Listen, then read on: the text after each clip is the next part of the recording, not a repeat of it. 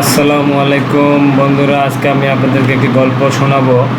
পরিশ্রমের ফল। এক গ্রামে রিয়াদ নামে একটি ছোট্ট ছেলে থাকতো। সে খুব হাসি খুশি ছিল, কিন্তু পড়াশোনায় তেমন মনোযোগ দিত না। সারাদিন বন্ধুদের সঙ্গে খেলাধুলা করত। তার বাবা একজন কৃষক ছিলেন। প্রতিদিন ভোরে মাঠে কাজ করতেন যেতেন এবং রিয়াদকে বলতেন, বাবা, জীবনে সফল হতে হলে পরিশ্রম করতে হবে। কিন্তু রিয়াদ বাবার কথা গুরুত্ব দিত না। সে ভাবত, এখন তো অনেক সময় আছে, পরে পড়ব। একদিন স্কুল শিক্ষক ঘোষণা দিলেন, আগামী সপ্তাহে পরীক্ষা। যে প্রথম হবে তাকে একটি সুন্দর পুরস্কার দেওয়া হবে। রিয়াদের বন্ধু সুহান খুব মন দিয়ে পড়াশোনা করলো, কিন্তু রিয়াদ আগের মতো খেলাধুলায় ব্যস্ত রইল। পরীক্ষার দিন এসে গেল। প্রশ্নপত্র হাতে পেয়ে রিয়াদ বুঝলো সে অনেক কিছুই জানে না। সে খুব কষ্ট করে পরীক্ষা দিল। অন্যদিকে সুহান আত্মবিশ্বাসের সঙ্গে সব প্রশ্নের উত্তর লিখলো।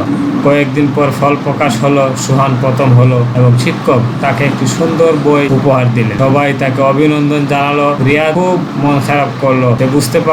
সে বুঝতে পারলো শুধু সময় নষ্ট করলে জীবনে ভালো কিছু অর্জন করা যায় না। সেদিন বাড়ি ফিরলো রিয়াদ। তার বাবাকে বলল, বাবা, আমি বুঝতে পেরেছি পরিশ্রম ছাড়া সফল হওয়া যায় না। এখন থেকে আমি মন দিয়ে পড়াশোনা করব। বাবা হাসি মুখে বললেন, ভুল বুঝতে পারাই বড় শিক্ষা। যদি মন থেকে চেষ্টা করো, অবশ্যই তুমি সফল হবে। এরপর থেকে রিয়াদ প্রতিদিন সময় মতো পড়াশোনা করলো, শিক্ষকদের কথা শুনলো এবং খেলাধুলার পাশাপাশি নিজের দায়িত্ব পালন করলো।